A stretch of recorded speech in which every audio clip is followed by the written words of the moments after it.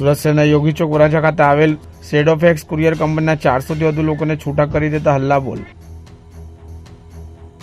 સેડોફેક્સ કંપનીમાં કામ કરતા ડિલિવરી મેન અને રાઇડરોએ જમા થઈને એક સાથે આક્ષેપ લગાવ્યો છે કે 7 વર્ષથી પણ વધુ લાંબા સમયથી એજાજભાઈ મેનેજર તરીકે કંપની સાથે જોડાયેલા હતા અને 400થી પણ વધુ લોકો તેમની સાથે કામ કરતા હતા, પરંતુ અચાનક કંપની દ્વારા ચોરીના આક્ષેપો મૂકી જબરજસ્તી માનસિક ત્રાસ આપી એજાજભાઈનું રાજીનામું લઈ લેતા 400થી વધુ યુવાનો બેરોજગાર થતા કંપની પાસે રાઇડરોએ હલ્લાબોલ મચાવી ફરીથી એજાજભાઈને કામ પર બોલાવ્યા અને તેમની સાથે કામ કરવા માટે માંગ કરી। એક તરફ સુરતમાં મંદીનો માહોલ છે અને હવે કંપનીમાં અચાનક કોન્ટ્રાક્ટ ઉપર કર્મચારીઓને રાખવાના નિર્ણયથી હાલમાં 400થી વધુ રાઇડરો બેરોજગાર થશે, જેથી કર્મચારીઓએ કંપનીને ફરીથી કામ ઉપર એજાજભાઈને લેવા માટેની માંગ સાથે લેખિતમાં જેટલા કર્મચારીઓ છે